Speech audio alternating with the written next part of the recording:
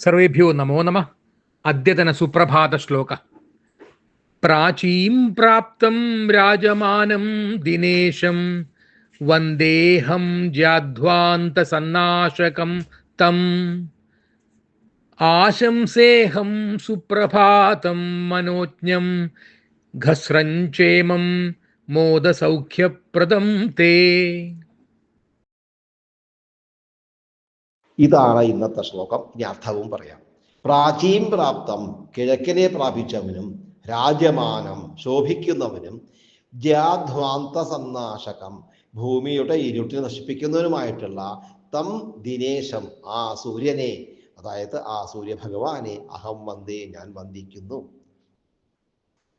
തേ അങ്ങയ്ക്ക് അഹം ഞാൻ മനോജ്ഞം സുപ്രഭാതം മനോഹരമായ സുപ്രഭാതത്തെയും മോദസൗഖ്യപ്രദം സന്തോഷവും സൗഖ്യവും നൽകുന്ന ഇമം ഘസ്രം ച ഈ ദിവസത്തെയും ആശംസിക്കുന്നു. ഇതാണ് ശ്ലോകത്തിൻ്റെ അർത്ഥം. ഈ ശ്ലോകം എഴുതിയിരിക്കുന്നത് ശാലിനി എന്ന വൃത്തത്തിലാണ്.